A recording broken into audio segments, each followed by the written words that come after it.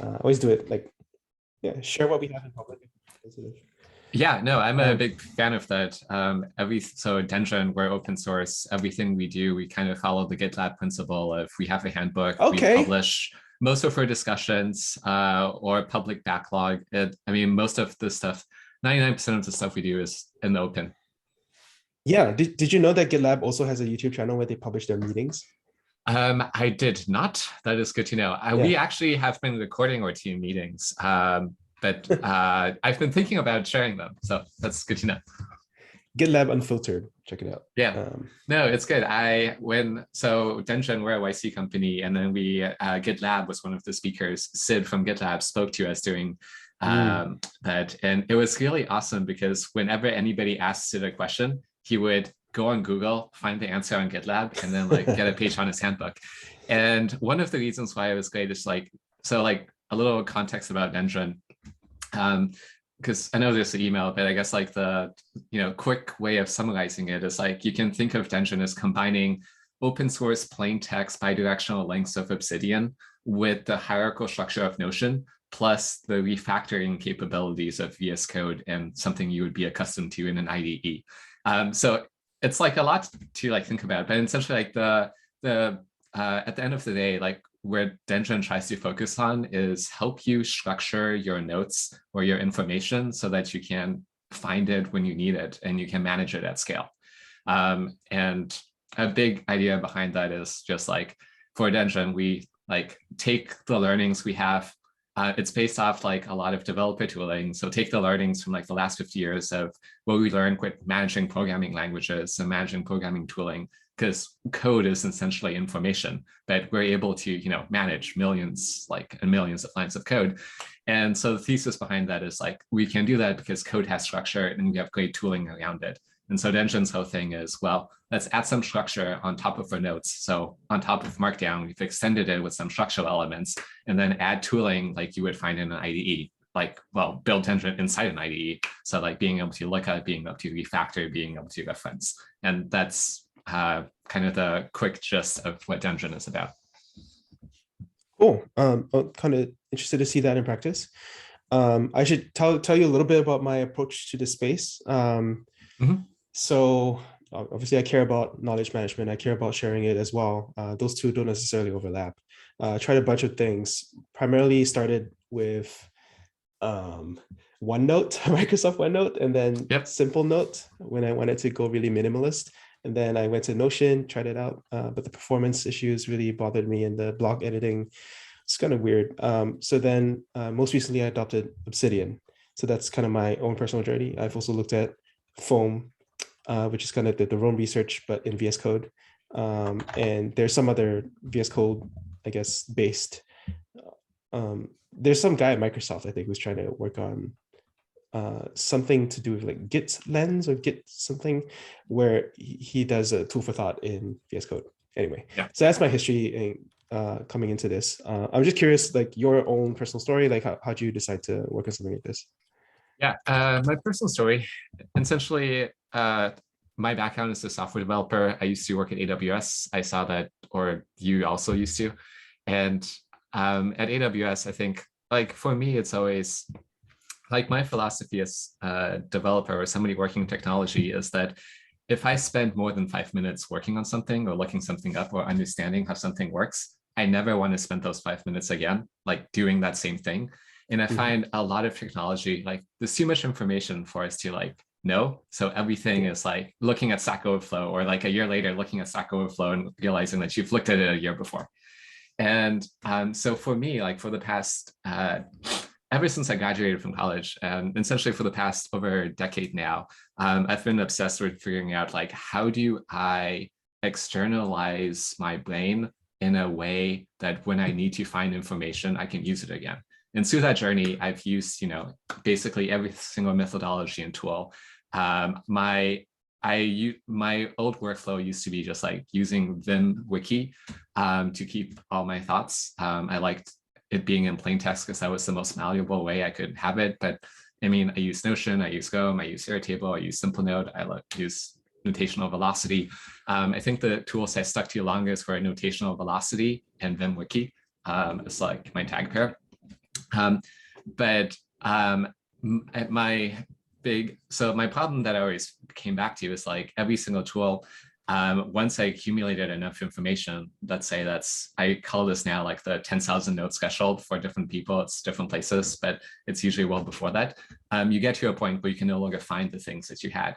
And like I used to keep this meticulous Evernote with like hundreds of tags and subtags. And at some point I realized like it's a mess. I just need to walk away from it. And so that led me to like thinking very hard about PKM and working in the PKM space, and eventually like led to like me founding a company that is building another tool for thought. And I guess I would say like it's a crowded market, it's a crowded field, and there's new tools every day. But I think like the reason it's crowded today is because we haven't found a good solution for how we as humans manage information at scale. Like, yes, if you want to find an answer on the internet, use Google, but finding an answer on Google is different from finding something in OneNote. And if search were the solution, then you would be able to find things in Google Drive that you can't. And this is because for personal knowledge base and organizational knowledge base, like the scale is much smaller and it's much different than like general search. And so the solution I found that has worked well for me, it's not rocket science. It's kind of like weight loss, where like everyone's looking for a magic pill, but the thing that works is like consistent exercise and like a good diet. And I found for like knowledge management, it's kind of the same thing. It's having consistent naming schemes and a consistent structure that you can adhere to. I know that you were an instructor in Tiago Forte's you did your cohort research. in Para. Actually did his thing as well. I did a building a second brain. I organized a building a second brain meetup in Seattle when meetups were still a thing. And so kind of, I'm very much in the Para, well, I've gone a little further than Para, but essentially this idea that like ultimately what works is having consistent structure. And so that's essentially like the thing behind Dendron is Dendron helps you create repeatable, consistent structures. It can be Para, it can be more complicated than Para, but then you can document it and Dendron can help you enforce that. So kind of like how a compiler can, enforce the safety of a language by checking the types, Dendron can enforce the consistency of your notes by checking your hierarchies. And the idea is that this works at scale. And this isn't like just some theory. Like right now, my own knowledge base is now getting close to 40,000 notes. A lot of it is programming, like AWS, programming languages, various things. And for each of these things, I just built them up on an ad hoc basis. It's essentially a cache for my brain. And for me, like I know this works for me. And it's worked for me in a way that nothing else has, which is why I built a tool and a company around this, because I didn't see anyone else doing this, especially like last year, the hype or the peak of everything was like bidirectional links and graphs. And while like that works to some extent, like ultimately, like if you have lots of notes, it still doesn't help you like find the thing. Anyways, that was a bit of a gamble, but essentially that kind of gives you the background of where I'm coming from and the approach that we're taking. Okay. How long have you been working on Dendron? For Dendron, I mean, the company itself, we went through the YC W'21 batch. We launched at the same time as Foam did. We launched 1 week later than Foam, which was interesting because you had multiple VSCode note-taking tools coming out in the same week. So that was the summer of 2020. But note-taking in general, I mean, I've been messing with my Vim system since like 2010. So the PKM space I've been involved with in a long time. Dendron is around 2 years now. Good. That's what I was looking for. You just made me remember another startup that I've been following a little bit. I think they're also YC, Jeff Tang from Athens. Yep, Athens Research. Yeah. Yep, I've talked to. We actually went to the same school together. We both went to YC University, and we were both in the YC W'21 batch. So there were 3 of them. Yeah. Well, I mean, why don't you guys all just get in a room and decide what the future is? Yeah, you think we would do that? I mean, I think the solution is everyone is just going to keep making more note-taking tools. And I mean, like the thing is, I would say like Dendron, like the way we do it is still a little different from everyone else. Because like essentially Athens is like Rome, but open source. And so like for Dendron, like we're very much about like hierarchy and structure. And so like, while that's like a bigger thing for most people in the beginning, like the initial friction does help with later recall. And so that is still something like to this day, like the closest analogy I can think for Dendron is there's like tools like cherry tree, or like specifically like hierarchical focus tools, because it's kind of gone out of fashion versus like the more graph-based approach that Rome made popular. Okay, got it. Yeah, I think the knock on Rome. Have you seen the piece that Nathan Bush has The Fall wrote of about? Rome? Yeah, Yeah, I great also have title. I have a Twitter thread also responding to that. So, Okay, yeah. all right. Yeah, so we don't have to rehash it, but Yeah. I think that definitely there's a bit of a coming down of the hype with regards to that stuff, and good for me because I never really liked it in the first place. But okay, let's talk a little bit about like what makes it unique. Do you want to demo a little bit? Because I feel like, you know, I browsed the site, but I don't get the sense of hierarchy that you emphasize so much. So Yeah. maybe that's something that I should fix conceptually. So yeah, let me just pull up our workspace real quick. Sorry, I should have prepped you for this. No, it's all good. I'm also interested in, like, because you have a schema, I'm interested in what migrations might look like, because that's been a huge pain for me, and I do it manually.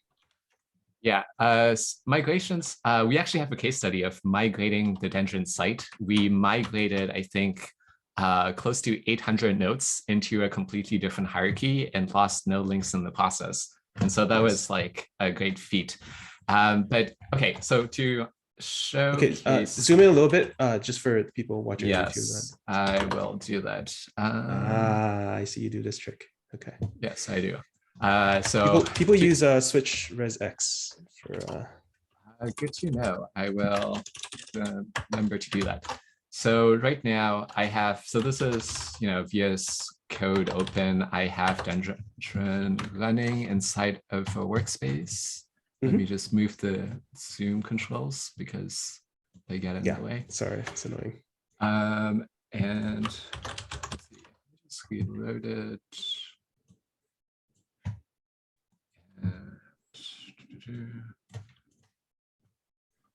Right, so I guess some things to note in Dendron is like your notes are plain text markdown. We have font matter at the top where you can add key value pairs and other metadata. And also we have our own preview to display it.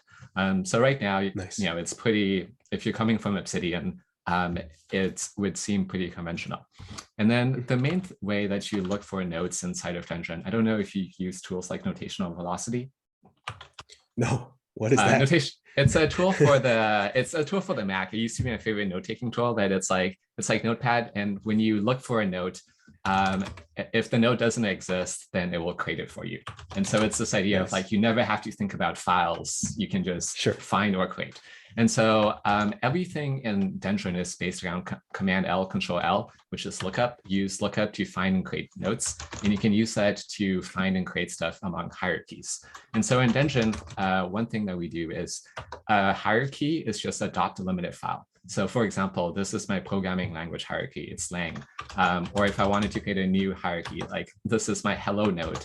And if I wanted to create a child of hello, I would do dot by, and then this becomes the child of by. Logically, we show it, we have a logical tree view that shows it to you in a hierarchy, but on disk, everything is just a file. And what this means is kind of like a Notion, like every file can both be a folder or a note. You can add more detail to it. And this makes it really easy to manipulate, to change, to refactor, which I'll show in a bit. And usually one of the examples I show for like the value of hierarchy is, especially if you're coming from multiple programming languages, it's very hard to like remember what is what. And so for example, like one thing that I always get confused about Python, like this is true and false in Python, but what is it in Ruby? It's like slightly different. And the nice thing in Dendron is like, because everything, so all my programming languages have the same hierarchy, I no longer have to think about, oh, how do I find Boolean in Python? Everything is exactly the same. So mentally in my head, there's 100 programming languages, but the only thing that I maintain is my schema for a programming language. And we talked about schema. So this is what it actually looks like in practice. It's a YAML file. The YAML file kind of, you can imagine this describing essentially a tree with glob patterns of like how your node should look. So what this is saying is, hey, I have a programming language hierarchy. It starts with lang. You can apply this template to that lang. And then as a programming language, there are certain things I care about, like getting started, operators, data structures, blah, blah, blah. And then if you're more visual, we have a graph view to kind of show you the layout of your hierarchy. And the idea is it doesn't matter what programming language you use, like you can map it back to this hierarchy so that when you're looking for things, when you're thinking about it, you have one thing to think about instead of 100 things. And then this hierarchy, what's nice is it gives you autocomplete. So let's say like I want to do a new language. Let's say Sean is a new language. Then I can do lang.sean. Notice that this applies a given template. This is because in my hierarchy, I say like, hey, at the start of my programming language, apply this template to it. And then, okay, now like I need to add a note. Notice that it does an autocomplete here. And the autocomplete basically shows you, hey, here are all the possible next values defined in your programming hierarchy. And now this is very lightweight. Like, for example, now if I come across a new concept, something that I wasn't thinking about before. So maybe, for example, like in terms of operators, like Groovy has this Elvis operator that says like, apply this, either if this is true, then do this or do something else. I can like add it to my operators. And now this becomes a concept that I can apply to all my languages.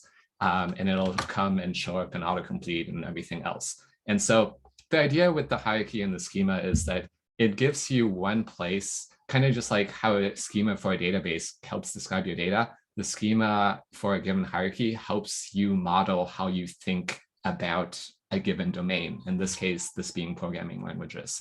And then moving what you talked about in terms of refactoring. So the nice thing here is like, let's say we take the Python example. So we have Python, but let's actually, the index, we're working off the development version here. So there's always certain things. But let's say like for Python, I wanted to say, hey, instead of Python, I want this to be I want to rename it something different, like Monty. Then essentially right now, to refactor, you can rename an individual note, where you can use regex to arbitrarily change parts of a note. And what this would do is it would rename every single note that had Python in that hierarchy, update the final link, and also update any backlinks and wiki links. Wow. And if this was published, so what we publish with is we publish based on the ID instead of on the name. No links would break because everything would map still to the same URL. And rename, so like refactor, that's one way of doing it. You can rename a note, or you can also, if you make a reference, for example, to a header, you can rename a header or move a header, and similarly, the links will be updated. And what's cool about this, and I talked about, you can rename a header, or you can move a header, and the links will be updated. So like, even let's say you can link directly to a header. Yeah. So for example, like this Monty false example, right? I will link to it here. And so it's essentially hashtag false. So I go here, it takes me to the false link. Now let's say I want to rename this header to false. I do that. And if I go back to this name, that header link is renamed. And now let's say that, hey, I want to take this entire block, and not just this block, but maybe it has a child block, blah and foo. And now I want to move this header to a different note. Like maybe this should go into Ruby. So let's say I want to put this under ruby.boolean instead. Okay, I've done that. And now this link is pointing to Ruby. So you can refactor and rename things on like a block level, a page level, or a hierarchy level. And then Dendron will make sure that everything else is consistent. Nice, got it. And then the cool thing is, once you do this, you can publish. And if you publish, you can get a link to any of these blocks. So this sample workspace isn't published, but what is published, for example, so this also works with code. So this is a Dendron code base, but as part of the Dendron code base, we also have the Dendron docs, the Dendron wiki in it. So I have a shortcut to generate the link for this. And so I can paste that in a browser, and boom, this is a published version of the Dendron vault. And a common thing that happens, somebody asks a question, kind of like Sid when he like goes on Google to find a link. It's very easy for me to, for example, go into the FAQ and then, you know, go to a specific header and generate a specific link to that specific part of the thing that people, of that query. So. Okay. Is there a full text search inside of, you know what, never mind. Yeah. Yes, and there is full text Code. search, both for the website and also for VSCode itself. VSCode, of course, has it, yeah. But the nice thing about full text search, this is actually augmented with Dendron's hierarchical structure, because you can filter based on hierarchy. So for example, I have like a meeting note for people. So I can say, hey, search for Sean in every like subchild of meeting. This isn't a thing with Dendron per se, but it's just a consequence that once your notes are in a consistent format, then other operations like search become much more useful, because you can say like, hey, I only want to limit search to the specific hierarchy or the specific pattern, and that just works. Any team or you know, company B2B angle to this that you've worked out, or is it very personal? So this is meant to be both as a PKM and also as we're looking to challenge tools like Confluence to be the knowledge base of choice for technical teams. I say technical base for technical teams right now, and our product is aimed at developers. And this is because, so here is a blog post about when we first announced we took funding. But essentially, you know, or everyone's overwhelmed with information. This is a problem that everyone has. And I think the way that Dendron approaches it is going to work for everyone. But because we're a startup and things are pretty technical as they are today, we figure we start off with our own base. So focus on developers, focus on technical teams, and then expand it outwards. It's kind of just like, because like Excel, for example, right? Like spreadsheets, it's not a natural concept for anyone, but like today, everyone uses it. You run AWS, I think pricing, when I left, it was still run off spreadsheets. And so like, it's a universally useful construct, universally useful primitive, this idea of putting your information in these tabular grids and having structure to it. And so like my belief here is that having hierarchies, having consistent hierarchies that you can change at any time, like that is such a useful primitive that that it will be useful to everyone. Okay, interesting. Okay, I want to make sure that, you know, I don't pepper you with questions. What did you particularly want to ask me, or that you think I could help with? Yeah, so a couple things. So for well, first, like learning in the public. So in Dendron, people publish their notes, and people have like a community. So people can publish their notes as a static site. Right now, most people publish on GitHub Pages. It's exports to static HTML. But there's lots of people that like the idea of like learning in public and want to do more of it. And one of my goals with Dendron is to just enable that for the next million developers, if you will. And you know, a common refrain I hear from people is like, well, like I don't feel like I have enough to publish, or like I don't know what to do. But like, I mean, the whole thing with para and intermittent packets and like showing your work as they are in progress is like, I'm trying to get people more into the idea of like, you don't need a lot. Like that's not the whole point. It's not a published thing. It's a digital garden. It's like your piecemeal thing. And so just discussing strategies of like, you know, encouraging, like getting people over that initial hump of like, I don't think I have enough to be like publishable. Well, let's just start off there. Like that's. Well, since you already know Para, I feel like there's not that much I can offer to you. I think Para has been a very clear and simple system that at least is usable for most people. You know, I think a lot of these, he has obviously more complicated terminology, intermediate packets and that sort of stuff. But like at the root of it, Para is a really good way to organize your system for action. The uncharitable way I view a lot of these digital garden efforts is that they're an exercise in mental masturbation.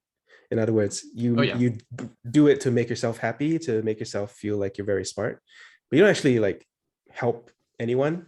You don't actually have a point at which you ship something. You just do it as like, I don't know, you're tending like you're tending a garden, which is good, right? Like it's fine to have a garden, but I think the emphasis on action is the key to para for me. Action meaning having an idea that you shipped something, whatever that thing is. You organize your notes towards some goal instead of some vague, this might be useful someday topic. So that's kind of my perspective on that. Yeah, that makes sense. And I think, I guess, I know we're also getting close on time, so I want to be mindful of that. Can I give you a couple more ideas since yeah, go for it. Yeah, this might be helpful. So as a reader, I'm not likely to just browse any random digital garden, just because I don't know what the quality I'm getting is, and there's no particular focus. So sometimes focused digital gardens can be really good. So like pick a topic and just be like the definitive sort of resource on that. And yes, that's actually just a wiki, but a wiki that is sort of Git tracks that anyone can PR, I think is helpful. And so one example that I did that really worked very well for me was the React and TypeScript cheat sheet. It started out as one cheat sheet, but then it became a whole wiki. And that was a very focused digital garden. I kept adding to it. Other people kept adding to it. Everyone only knows, like, as long as I think of this topic, I'm going to come here and I'm going to find something that's relevant to my resource. So having a focused topic, I think, is really useful. Yep. And then for me, like, I started accumulating a bunch of my other, like, I used to have like 20 different cheat sheets all spread over GitHub. I consolidated all of them to my own Obsidian repo because I realized that I was the only one using them. So I think I have a sense of like, is this for you or for others? And yes, it's fine to work in the open if it's just for you, but like, set expectations and make sure that people know what to expect when that is done. But I mean, I think a lot of times, like, people are very inspired when they read about the Learning Public, they read about the digital garden, and then they'll put in a ton of effort to like set all this stuff up. And then you'll notice like 3 months from now, when you go back to them, they haven't been updated because there is no feedback loop. There is no like, hey, good job. There is no like habit that's built. So that really does have to be built up. I don't know if any of this is making sense to you, but like, it's kind of like why I do, one of Tiago's things is that he cares more about the workflow than the specific tool that you actually use to accomplish this task. So yeah, you get all this. So I'm not telling you anything you don't know. Yeah, but it's good to hear the reinforcement. And I do like +1 or double click on the having a focus. One thing we're experimenting with is just like building like public gardens around certain focus areas. So like the PKM catalog, for example, and having like a catalog of AWS like best practices. The cool, one cool thing in Dendron is like the way that we think of everything. Like in Obsidian, you have vaults. Vaults in Dendron are just Git repos, and then you can put multiple vaults into the same workspace. And so the idea is like you can mix and match, like depending on the knowledge that you want. So I'm just gonna. Do you have a minute? What's the time range? Do you have like another minute or? We're in overtime, but yeah, okay. I want to make sure that you come away with something that you can use. Yeah, I just wanted to, I guess, just enumerate the 2 other things I wanted to tell you or talk to you about. One, I know that you switched over to Obsidian, and so in Dendron, we actually have lots of people that use Dendron and Obsidian. And so they use Obsidian as a GUI, but then they use Dendron to structure their information in Obsidian. And looking at your like, hey, here are the things that have value in a knowledge management tool. I think Dendron can help with that. And this is not like a hard sell or anything, but just like an FYI, if you check it out and if you have some time to give feedback on, what would it take, what are missing features for Sean, then like it would be something I would love to have a follow-up on. So mobile app. We work with the Obsidian mobile app. Actually, a lot of people I know. Yeah. So Okay, so I would like to I probably have to try that out myself, but maybe some way to ease that pain would be to have a short demo of like how Dendron works with Obsidian on desktop mhm, and on mobile. yeah, And then I don't have to do the work to visualize it myself. yeah, But that yeah, mobile makes is very sense. important. It's for, like, yeah, you know about the capture habit. Yep. Mobile is where I capture, and then desktop is where I write. So that's kind of how it works. That makes sense. And then the very last thing is I'm looking for, this one is more like, I think, on your about page, you describe yourself as like helping developer tools cross the chasm and helping developers learn in the public. Yes. If I were to say like the top person I'm looking for right now to help me with like efforts and what I'm trying to do, it would be like those two things. And so this is just, how do you know anybody like you that I can talk to in terms of that I can bring on the team? Or, I know you just took a job at Temporal, so Yeah. just know that, how do I find someone like you? Or do you Oh, know that's anybody very that flattering. might benefit from this Um, role? so I think I'll try to think of people, and I have your email. I'm going to send you Mhm. updates. This is why it's important for me to get to know you and get to know what you want, because then I Yep. can think about it async and then send people to you. I'm definitely not unique, but everyone also has jobs, so hiring is so hard. I Mhm. mean, I don't Oh know. yeah. So I'll think about it and I'll try to send people your way if I see that they're a match. Have you talked to Cassidy already? No, I haven't. Cassidy Williams. So she's not directly going to be working for you, but she also knows people in the tools for thought space that are also similarly interested in this stuff. So definitely could make an intro to her. But yeah, there are a bunch of others that are also similarly interested. Some of them are also working on tools, as you know. Yeah. Yeah. But no, but thanks. I do have to go, but Mhm. I really appreciate that you put on all these asks, and if you have any others, send them by email. Let's just Yeah. chat. I'm just glad that we had the chance to meet. Me too. And I think that was my main purpose, is set up a Yeah, channel and then we can continue async. And yeah, yeah. yeah. Awesome. Hey, congrats on all you built so far. I mean, I've never been a founder, so I want to support you as much as I can. So, congrats. Yeah. Thanks. And just know, like, I'm a huge admirer of your work. I think, Oh, you've done a lot and you continue to do a lot. So just just want to starting, put that out there. just going. Yeah. All right, thanks, Kevin. All right. Thanks, Sean.